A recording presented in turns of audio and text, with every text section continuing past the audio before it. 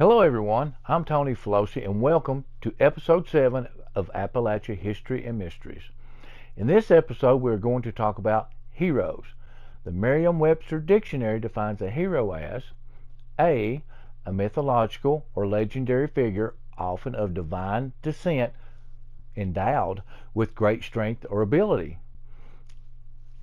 B, an illustrious warrior. C, a person admired for achievements and noble qualities. D, one who shows great courage. There are two unlikely heroes that come out of the bloody tale of Manzo Shepherd and Jack Heaton.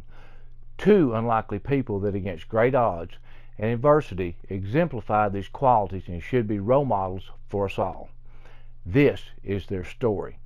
Death Takes a Ride, Part 2, The Real Heroes. Sometimes out of great adversity and horror, there are people that overcome the odds. They accomplish things out of will and determination no one would think possible. Ada and Stan are the real heroes of this story.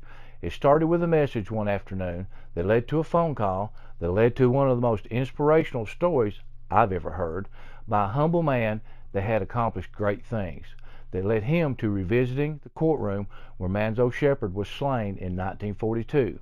In that room, he told Darla and I his eyewitness account of the events that day. Events, he said, that still haunt him. Stan was 7 years old when his father, Howard Hensley, was on trial, along with Manzo Shepherd and Sherman Klaus for the murder of Joe Christian. Stan, his mother Ada, and younger sister were only a few seats back from Manzo. He was sitting slightly behind the table where his lawyer sat. Manzo was leaned against a railing that was about 3 feet tall that separated the audience from the court proceedings. Stan watched as the jurors started making their way to the deliberation room. He noticed a younger man as he walked past him, toward Shepherd, whose back was still to the audience.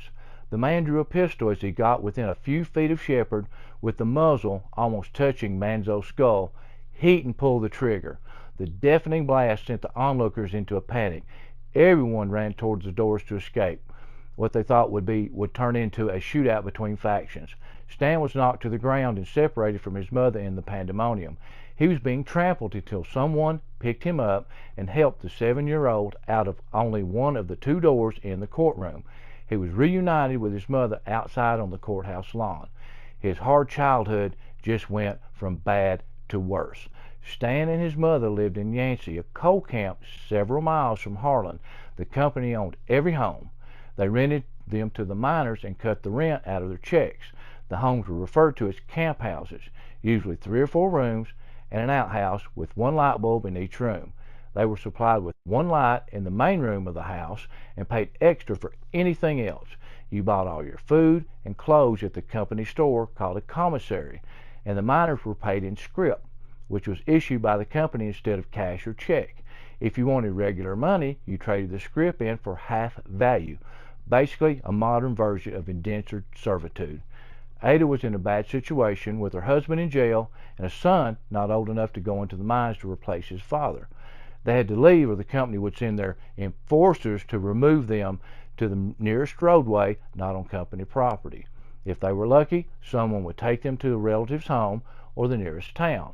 The miners took up money for a donation. It wasn't much because everyone was poor, but it helped get them to a small town called Kaywood, Kentucky. They lived there about a month. As luck would have it, there were job recruiters coming to a lot of small towns looking for people to work in the wartime factories. Ada was promised a job by Goodyear if she could make it to Akron, Ohio. She was able to get bus fare and enough money for rent and food until she started getting paid. So Miss Ada got on a bus to Akron, Ohio to work for Goodyear and became one of the famous Rosie's Riveters of World War II. She worked very hard and brought Stan and his younger sister up as soon as she could. Ada worked long hours in the plant and paid a local woman to watch her children. That was only for a short time. She kept Stan's younger sister and sent him to a Presbyterian boarding school in Kentucky. He was in the 4th grade. Stan did well in school, a bright young man with a good personality. Everyone liked him. He fought the loneliness between visits from his family by studying very hard. He had made himself a promise. He was never going to turn out like his father. Stan graduated, got married, and was drafted into the Army. He did well and pulled his 2 years of active duty, then 4 years as a reservist. Stan got a job at the same Goodyear plant his mother worked at. He put himself through college, started a beautiful family. He rose through the ranks with hard work and determination.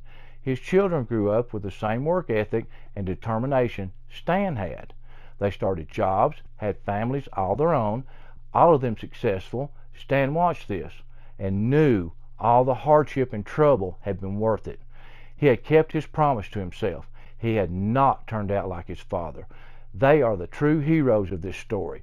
Both Ada and Stan could have been bitter over what life had given them, but instead of that, a young mother gets on a bus to a place she had never been and knew absolutely no one. Ada worked hard and sacrificed so her children could get out of a terrible situation. She got to watch her son grow into a fine young man, have a family, and children of his own. Stan had every right to be bitter. Dealt such a hard hand at an early age. Not a lot to eat, a drafty camp house to live in, a father that was not around a lot, abusive to his mother, as well as a killer. He overcame it all. Well, that's what real heroes do. Epilogue. So how do I know? I've been researching the Manzo Shepherd case on and off since 2012 or 13. My office was in the back of the old courtroom where the murder took place. There's absolutely a paranormal aspect to this, but that's another story. I tried to get a few people to help turn the story into a book. I was told no one wants to read about a shooting in Harlan. Not interesting enough, etc., blah, blah, blah. Until Miss Darla Saylor Jackson agreed to help. Miss Darla brought my research to life. She is one of the most talented people I've ever worked with. About a year or so after the book was published, I got a message from a lady that a gentleman wanted to speak to me about the story. And could she call? Of course, I absolutely wanted to speak with him. I was told he was in the courtroom that day Manzo was shot. Why was a child in the courtroom and not in school that day, I asked. She replied, his father was on trial with Manzo and she was Stan's daughter. I about dropped the phone. Talk about excited, we were going to get to interview the last known living witness of the killing. During the phone conversation, she mentioned Stan's grandfather. I took a deep breath. Ma'am, the man you just mentioned was my grandmother's father. I could hear the doubt and disappointment in her voice. She thought I was making it up, probably just to get an interview. She replied, really? What's your grandmother's name?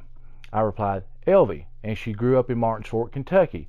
She gasped, and a long pause. She quietly replied, I have a photo of her holding my father when he was a child. I was dumbfounded. I said, ma'am, that would make Howard my grandmother's brother and my great uncle? She replied, yes, it would. Hello, cousin.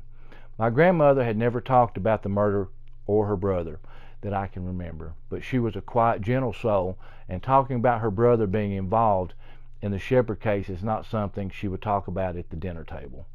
When they came in to visit, I took them on a tour of the courthouse before we sat down to do the interview. I can tell you firsthand, they are wonderful people. Call it what you will, coincidence, karma, or just blind luck. But whatever you do, call Ada and Stanley the real heroes, because that's exactly what they are. Thank you for watching part 2 of the Manzo Shepherd story.